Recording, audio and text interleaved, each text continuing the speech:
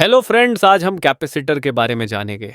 ये है एक कैपेसिटर। दिखने में ये एक छोटा सा पुर्जा टाइप का है, लेकिन इसका इस्तेमाल इलेक्ट्रॉनिक्स की दुनिया में बहुत ही ज्यादा है। मोबाइल फोन से लेकर कंप्यूटर, टीवी, पंखा, इन्वर्टर, स्पीकर और इंडस्ट्रियल मशीनों तक लगभग हर डिवाइस में कैपेसिटर का कोई न कोई रोल जरूर होता है। इस वीडियो में हम विस्तार से समझेंगे कैपेसिटर क्या होता है, कैसे काम करता है और इसे सर्किट में कैसे प्रयोग किया जाता है। कैपेसिटर एक ऐसा इलेक्ट्रॉनिक कंपोनेंट है जो बिजली को स्टोर करता है, लेकिन बैटरी की तरह नहीं। देखिए, बैटरी बिजली को केमिकल फॉर्म में स्टोर करती है, जबकि कैपेसिटर इलेक्ट्रिक फील्ड के रूप में बिजली को जमा करता है। कैपेसिटर दो मेटल के प्लेटों से बना होता है, जिनके बीच में एक इंसुलेटिंग मटेरियल होता है जिसे डाइलेक्ट्रिक कहते हैं। जब हम कैपेसिटर को किसी वोल्टेज सोर्स से जोड़ते हैं तो एक प्लेट पर पॉजिटिव चार्ज जमा होता है और दूसरी पर नेगेटिव चार्ज। ये चार्ज स्टोर होकर एक इलेक्ट्रिक फील्ड बनाता है और यही है कैपेसिटर की शक्ति। यानी कैपेसिटर की असली ताकत ये है कि वह चार्ज को इकट्ठा करके इलेक्ट्रिक फील्ड के रूप में जमा कर सकता है। अब आइए इसे स्टेप बाय स्टेप समझते हैं। जब कैपेसिटर को डीसी पावर सप्लाई से जोड़ा जाता है तो करंट उस स्रोत से होता हुआ एक प्लेट पर जमा होता है और दूसरी प्लेट से बराबर मात्रा का विपरीत चार्ज खींच लिया जाता है। दोनों प्लेटों पर चार्ज जमा होता है और एक पॉइंट आता है जब कैपेसिटर पूरी तरह चार्ज हो जाता है। जब पावर सप्लाई हटा दी जाती है और एक लोड जैसे एलईडी से कैपेसिटर को जोड़ा जाता है तो उसमें जमा चार्ज उस लोड के माध्यम से बहने लगता है। यही कैपेसिटर का डिस्चार्जिंग प्रोसेस है। मान लीजिए आपने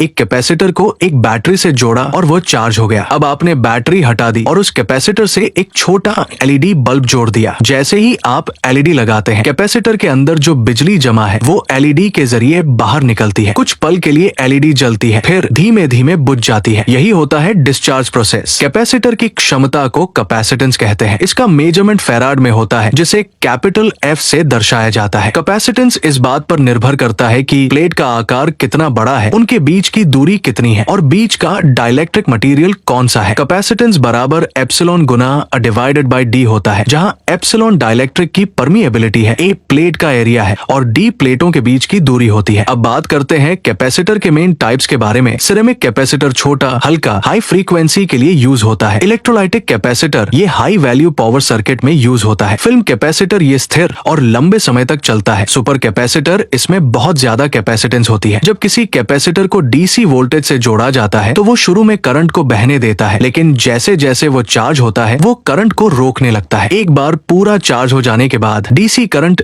पूरी तरह बंद हो जाता है, लेकिन एसी करंट के साथ कैपेसिटर हमेशा करंट को फ्लो होने देता है, क्योंकि एसी सिग्नल लगातार बदलते रहते हैं, जिससे वो पूरी तरह चार्ज नहीं हो पाता। यही कारण है कि एसी सर्किट में कैपेसिटर करंट को पास करता है, लेकिन वोल्टेज को फेज में पीछे कर देता है। अब जानते हैं कैपेसिटर का क्या क्या उपयोग होता है। पहला, पावर सप्लाई स्टेबलाइज करना। दूसरा, एम्पलीफायर सर्किट में डीसी ब्लॉक करना। टाइमिंग सर्किट बनाना। मोटर स्टार्टिंग में उपयोग होता है। कैपेसिटिव टच स्क्रीन में यूज होता है और इलेक्ट्रिक एनर्जी स्टोरेज के लिए यूज होता है। कैपेसिटर को सर्किट में दो तरह से जोड़ा जा सकता है, सीरीज में जहां कुल कैपेसिटेंस घटती है और पैरेलल में जहां कुल कैपेसिटेंस बढ़ती है। खराब कैपेसिटर का पता कैसे चलता है? वोल्टेज फ्लक्चुएशन, फूला हुआ कैपेसिटर, पावर रीसेट और नॉइस। इसकी जांच मल्टीमीटर से की जाती है। कैपेसिटर को सुरक्षित रखने के लिए जरूरी है कि वोल्टेज रेटिंग से ज्यादा वोल्टेज न दिया जाए। पोलराइज्ड कैपेसिटर को उल्टा न जोड़ा जाए। पोलराइज्ड कैपेसिटर मतलब जिसमें पॉजिटिव और निगेटिव टर्मिनल होता है। जैसे इलेक्ट्रोलाइटिक कैपेसिटर भी